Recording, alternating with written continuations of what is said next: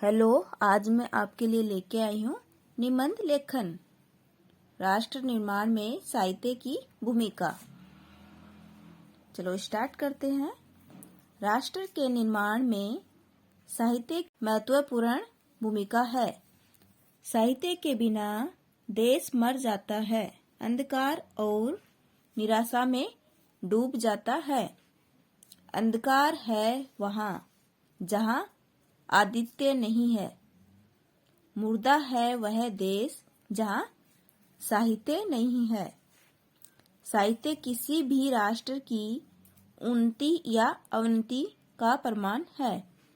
आदिकालीन साहित्य पढ़कर हम तत्कालीन परिस्थितियों को समझ सकते हैं कि उस समय समाज में किस तरह का वातावरण था। साहित्य ने राष्ट्र को अंधकार के गर्त में डूबने से कई बार बचाया है। जब राजा जयसिंह अपनी नवोढ़ा पत्नी के प्यार में फंसकर राजपाट छोड़ बैठे थे, तो बिहारी के एक दोहे ने उन्हें पुनः राजपाट में लगा दिया था। दोहा था, नहीं पराग नहीं मधुर, मधु नहीं विकास इही काल, अली कली ही सो बंध्यो, आगे कौन हवाल। देश अंग्रेजों का गुलाम था।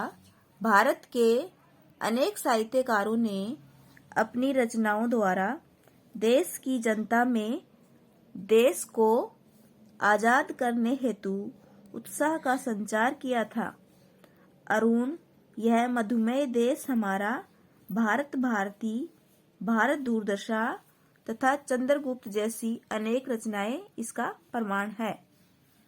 प्रेमचंद जी ने ईदगाह एक प्रतीकात्मक कहानी लिखी, जिसमें उन्होंने प्रतीकात्मक संकेतों द्वारा स्वतंत्रता सेनानियों को देश को आजाद कराने हेतु हथियार उठाने की प्रेरणा दी थी।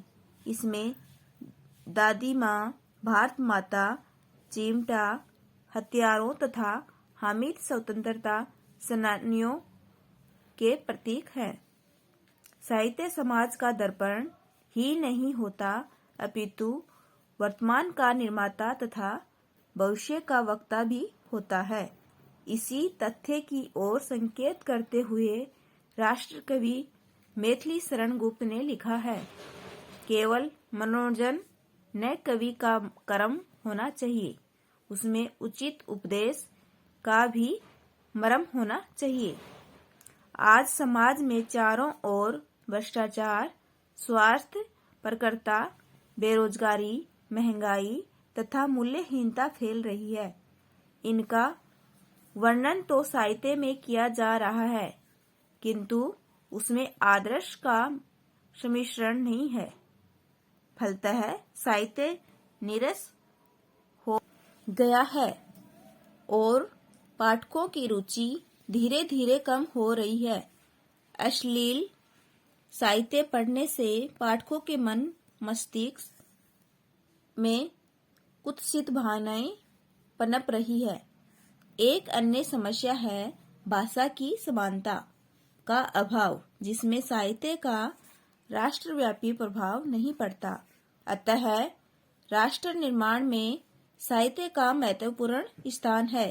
साहित्यकारों को चाहिए कि वे भारत की परिस्थितियों को ध्यान में रखते हुए ऐसे साहित्य की रचना करें जिससे देश का विकास हो सके तथा देश को सही दिशा मिल सके। मैथिली शरण गुप्त ने इस संबंध में लिखा है, हो रहा है जो जहां वह हो रहा, यदि वही हमने कहा तो क्या कहा, किंतु होना चाहिए अब क्या कहा। वक्त करती है कला ही वह यहाँ। अतः राष्ट्र और साहित्य सापेक्ष संबंध रखते हैं। यदि साहित्य श्रेष्ठ होगा तो राष्ट्र का सही विकास हो सकेगा और देश आगे बढ़ सकेगा। अश्लील तथा बुरा साहित्य देश को भ्रमित कर देता है। जिस देश का साहित्य श्रेष्ठ और नैतिक मूल्यों पर आधारित होता है, वह देश नैतिक दृष्टि से उन्नति के साथ साथ विकास भी करता है। नैतिक मूल्यों से युक्त होने के कारण उस देश के व्यक्तियों में प्रेम की भावना होती है। वे स्वार्थ से दूर होते हैं, फलतः संघर्ष की स्थिति नहीं होती और वह देश निरंतर विकास करता जाता है। वस्तुतः साहित्यकार अपने साहित्य में राष्ट्र के जीवन स्पंदन को प्रस्तुत कर राष्ट्र निर्माण में महत्वपूर्ण भूमिका निभाता है। Thanks for watching.